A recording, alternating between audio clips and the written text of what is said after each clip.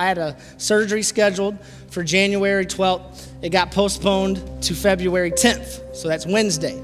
I'm having a brain surgery. For those of you who don't know, a lot of you do. You've been wonderfully supportive, and I thank you. But when they postponed that surgery, I was so mad.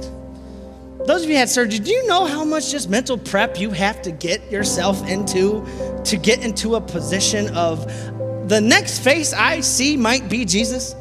like that's a lot. You gotta get your kids, and when you put your kids in bed that night, you gotta tell them like, hey, listen, Daddy loves you. And in your head, you're thinking, if you don't ever see me again, I love you. And you go, and they cancel it, and it gets pushed back, and then all of your plan. Like, I cleared my schedule of shows, so like people are trying to book me. Like, comedy's kind of trying to come back, and I'm like excited, but I have to say no because my life's on hold until I get this thing. And so I'm going, God, like, what gives? We got a timeline here, God.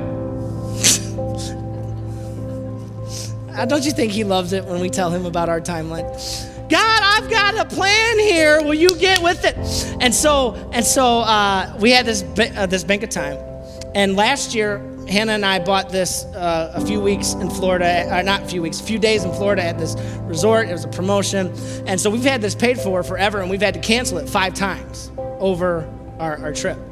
And so I just looked at my kids, and like, it's a really you're just in like this really strange spiritual space when you're going through potential death or life-threatening scenarios. You just are. Like, you're really leaning into Jesus in those times. And so I felt God saying, listen, I know your plans are to go to work, and I know your plans are trying to get your ministry back going up, but right now, I still gave you a ministry, and that's these kids. And that's this wife. That sounded mean, babe. I didn't mean like this wife. That's this lovely bride I gave you. And I just felt like I've got to take care of them because like my oldest, she started to really like struggle with like, is Daddy going to be okay? And they've been through some stuff. They've not been able to go to church for a long time. So like their relationships aren't really there. We homeschool them. And so like I can just tell my kids and my family needed healing. And so I just felt like God saying, get up and go. And that was an easy yes. Sometimes God calls you things and you go, wait somewhere cold or wait somewhere warm. Let's go warm.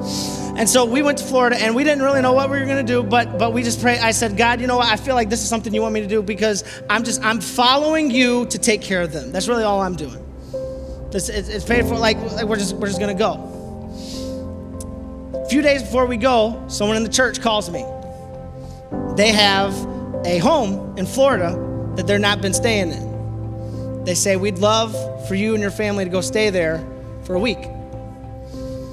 So our 1-week trip turned into a 2-week trip. It was in a city by the beach, kind of close to St. Pete's, and that family was so sweet. They took us fishing. They took us on a boat to see manatees and dolphins. Like we saw them like right there, like holy smokes. And I just kept thinking about abundantly more than you can ask or imagine. And I never said, God, I want to go see dolphins.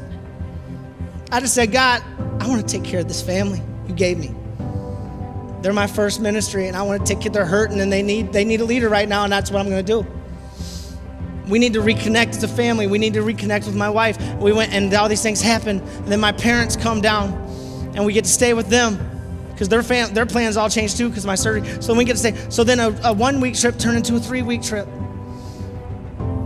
And we're there, and guys, this is, it's crazy. And this is gonna sound maybe silly to some of you guys, but it's been so long since I've heard my kids laugh. Like Jubilee laugh. That I just couldn't get Disney World out of my head. But that's expensive. And we're gonna have a lot of situations and unknowns. And so like I couldn't rationalize because I pray, God, give me wisdom. God, give me wisdom. And I just couldn't feel like it was a wise thing to do to spend a lot of money and to go to Disney World. And then I come back from a walk and someone had Venmo'd me $1,000. I don't know who it was. But they said, we want you to take your kids to Disney World for 2 days. I never took my kids to Disney World for 2 days. 2 days. We got to go. And I just sat on that slinky ride. And I wanted to ride a roller coaster because that's my surgery. They say I may not ever be able to ride roller coasters again. And so I'm sitting there on a roller coaster, hearing my kids screaming with joy. And I thought, abundantly more than you can ask or imagine. And right there on that right there on that roller coaster, I started singing. And guess what I sang? Yes, I will lift you high in the lowest valley. And yes, I will praise your name. Yes, I will sing for joy when my heart is heavy, and I choose to praise, to glorify the name of all names. And it was the most healing, most wonderful things. And I'm gonna have a hard time comparing stories in heaven, like with Paul holding his decapitated head about how God came through for him. And I'm gonna, hey, well, listen, Paul, God sent me to Disney World. Yeah.